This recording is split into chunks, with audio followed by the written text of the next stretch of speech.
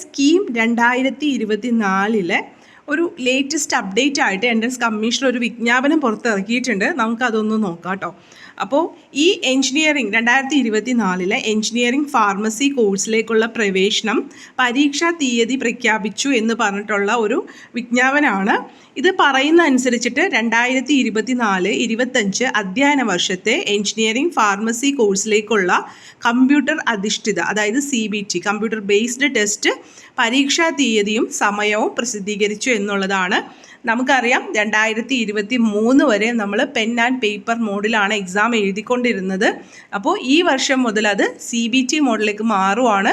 So ഒരു ദിവസം 2023 വരെ ഈ കേരളത്തിൽ എക്സാം എഴുതുന്ന എല്ലാവർക്കും ഒരു ദിവസമായിരുന്നു എക്സാം. പക്ഷേ CBT മോഡിലേക്ക് മാറുമ്പോൾ കമ്പ്യൂട്ടറിൻ്റെ അവൈലബിലിറ്റിയും അതുപോലെ തന്നെ ഇൻ്റർനെറ്റ് ഫെസിലിറ്റിയൊക്കെ നോക്കുമ്പോൾ നമുക്ക് ഒറ്റ ദിവസങ്ങളിൽ എക്സാം നടത്താൻ പോസിബിൾ ആയിരിക്കില്ല. സോ എൻട്രൻസ് കമ്മീഷണർ ഈ വർഷം നടത്തുന്നത് 5-ാം തീയതി മുതൽ 9-ാം തീയതി വരെയുള്ള ഡേറ്റുകളിലായിട്ടാണ് എഞ്ചിനീയറിംഗിൻ്റെ എക്സാം നടത്തുന്നത്.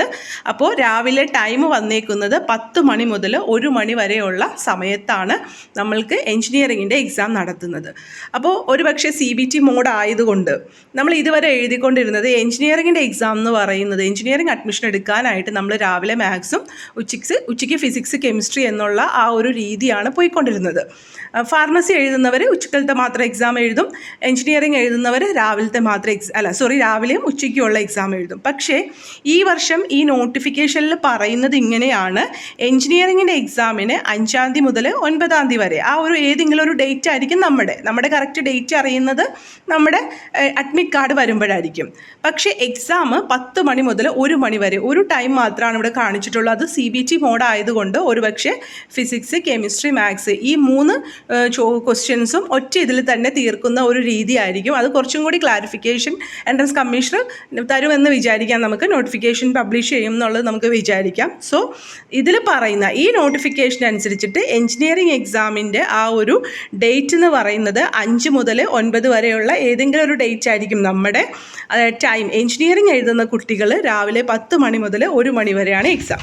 ഇതിന് കൂടെ മറ്റൊരു കാര്യം കൂടി പറയാനുണ്ട്. എഞ്ചിനീയറിംഗ് ഈ ഒരു ടൈം എന്ന് പറയുന്നത് 10 മണിയാണെങ്കിലും നോട്ടിഫിക്കേഷനിൽ പറയുന്നുണ്ട് എഞ്ചിനീയറിംഗ് എക്സാമിന് പങ്കെടുക്കുന്ന വിദ്യാർത്ഥികൾ രാവിലെ 7:30 തന്നെ നമ്മുടെ എക്സാം സെൻറ്ററും നമ്മുടെ അഡ്മിറ്റ് കാർഡ് വരുമ്പോഴാണ് നമ്മൾ അറിയുക ആ ഒരു സെൻറ്ററിൽ 7:30 തന്നെ എത്തണം എന്ന് പറഞ്ഞിട്ടുണ്ട്. കാരണം ആ ഒരു കാര്യങ്ങളൊക്കെ നമുക്ക് സെറ്റാക്കി വെക്കാനൊക്കെ ഉള്ള കാര്യങ്ങളുണ്ടാവും. സോ അതുകൊണ്ട് തന്നെ ആ ഒരു 7:30 തന്നെ എക്സാം 10 മണിക്കാണെങ്കിലും നിങ്ങൾ എത്തിച്ചേരാനായിട്ട് ശ്രമിക്കുക കേട്ടോ. കൂടുതൽ ക്ലാരിറ്റിയും കൂടുതൽ കാര്യങ്ങളും എൻട്രൻസ് കമ്മീഷണർ നിങ്ങൾക്ക് അറിയിക്കുന്നതാണ്.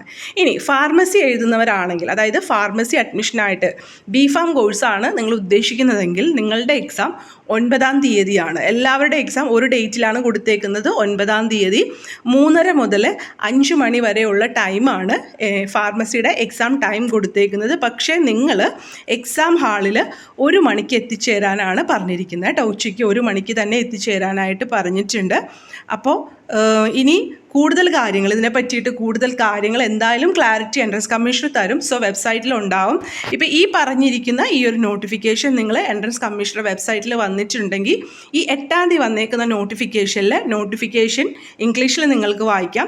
പ്രസ് റിലീസും വിജ്ഞാപനം എന്ന് പറഞ്ഞ് മലയാളത്തിലും കിടക്കുന്നുണ്ട്. നമ്മൾ നോട്ടിഫിക്കേഷൻ എടുത്ത് നോക്കുമ്പോഴും നിങ്ങൾക്ക് ഇങ്ങനെ തന്നെ കാണാൻ പറ്റുന്നത്. ഓക്കെ, ഇത് തന്നെയാണ് പറയുന്നത്. കീം എക്സാമിനേഷൻ ഡേറ്റ് പബ്ലിഷ് ചെയ്തിട്ടുണ്ട്. എഞ്ചിനീയറിംഗിൻ്റെ രാവിലെ 10 മണി മുതൽ 1 മണി വരെ നിങ്ങൾ 7:30 തന്നെ റിപ്പോർട്ട് ചെയ്യണം.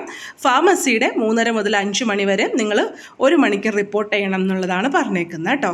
കൂടുതൽ അപ്ഡേറ്റ് നമ്മൾ തീർച്ചയായിട്ടും എൻട്രൻസ് കമ്മീഷണർ തരുന്നതനുസരിച്ചിട്ട് തരുന്നതായിരിക്കും. വീഡിയോ ഇഷ്ടമെങ്കിൽ ലൈക്ക് ചെയ്യണേ. Take care. Thank you.